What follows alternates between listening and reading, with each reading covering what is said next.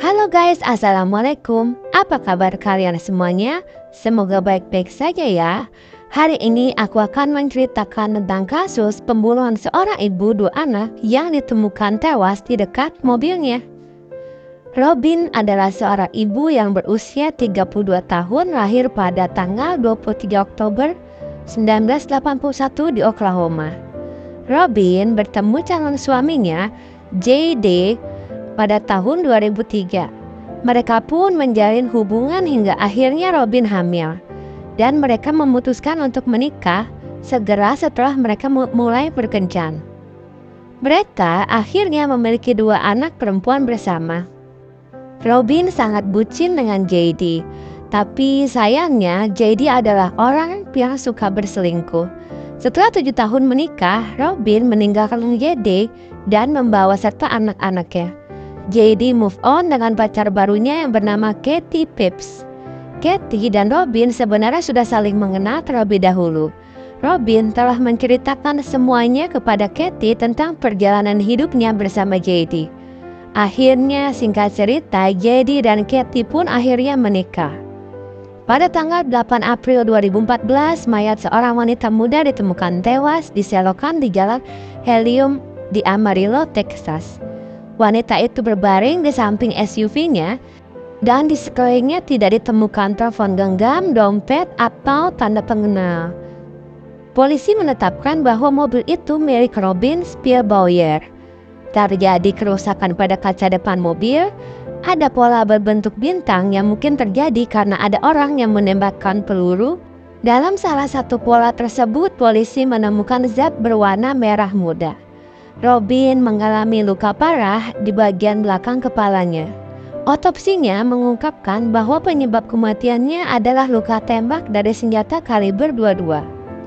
Jadi, pada saat diinterogasi langsung membantah terlibat dalam pembunuhan mantan istrinya. Setelah menikah dengan Katie, JD dan Katie pindah ke rumah yang sangat dekat dengan Robin dan putrinya. Pada momen Thanksgiving 2013, hubungan Robin dan Katie semakin menegang. Robin datang untuk menjemput putrinya. Katie mengikutinya ke dalam rumah dan menjabak rambutnya. Robin terjatuh ke lantai dan Katie menindingnya. Akan tetapi Robin mampu melawan dan langsung menendang Katie ke arah perapian. Dari kejadian tersebut tidak ada tuntutan yang diajukan. Katie sangat cemburu dengan Robin. Katie terus-terusan menuduh JD telah berselingkuh dengan Robin. Dia terus-terusan bertanya kepada JD melalui pesan teks apakah JD berselingkuh. JD sudah menjelaskan bahwa dia tidak melakukannya. Dalam waktu 4 hari menjelang kematian Robin, Katie mengirimkan sekitar 300 pesan yang sama ke JD, yaitu menanyakan apakah dia berselingkuh dengan Robin. Saat itu, Katie diwawancarai oleh polisi dan dia bertanya kepada polisi apakah JD selingkuh dengan Robin. Polisi pun memberitahunya bahwa belum ada bukti dari hal tersebut, tapi mereka sempat bertemu tadi malam. Katie pun mulai menangis di ruang wawancara.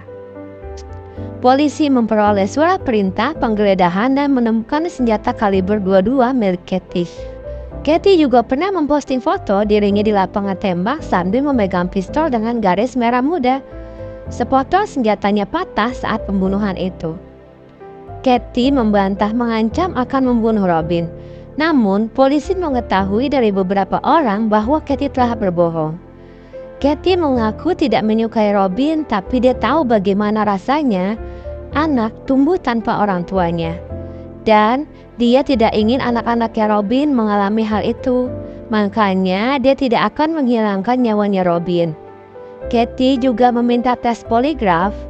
Dan pada saat itu pengacaranya Katie telah memberitahunya agar tidak mengikuti tes poligraf. Tapi Katie yang batuk nih tetap melakukannya. Dan hasilnya gagal.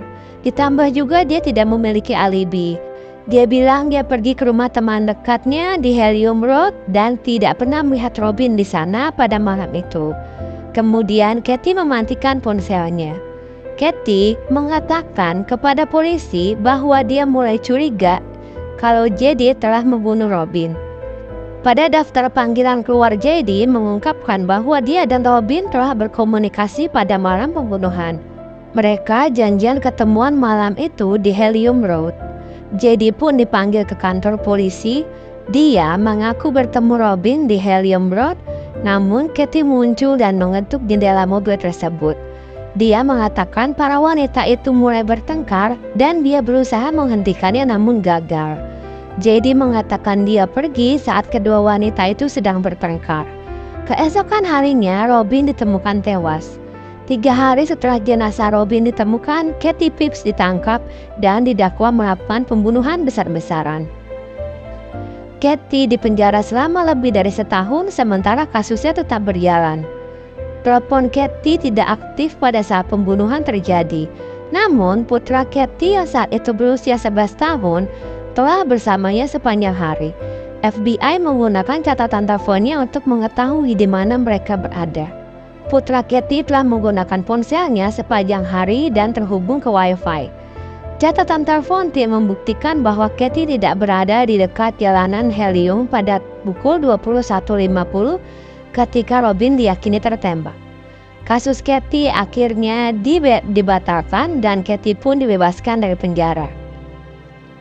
JD kini menghadapi dakwaan pembunuhan besar-besaran. Dicurigai bahwa JD mengambil pistol Katie dan memancing Robin ke Helium Road. Robin berencana memberitahu JD bahwa hubungan mereka sudah berakhir. Karena ternyata selama menjalani hubungan bersama Katie, JD masih saja suka menghubungi Robin dan Robin merasa tidak nyaman dengan hal itu. JD yang mendengarkan pernyataan tersebut dari mulut Robin menjadi sangat marah. Dia pergi ke truknya dan mengambil pistolnya. Bahan berwarna merah muda yang ditemukan di kaca depan berasal dari pistol Katie, serta bagian pistol yang terkelupas. Awalnya Robin mengunci pintu mobilnya. Kemudian dia keluar dari mobilnya dan ditembak oleh JD. JD menembaknya sekali tapi pistolnya macet sebelum dia bisa menembak lagi. Kemudian dia mengambil alat dari mobilnya dan memukul bagian kepala Robin. Dia kemudian mencoba menjebak Katie.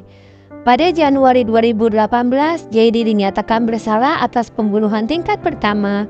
Dia dijatuhi hukuman penjara seumur hidup. Ya itulah guys, kisah dari pembunuhan seorang ibu yang memiliki 2 putri yang tewas di tangan mantan suaminya. Terima kasih sudah menonton. Assalamualaikum.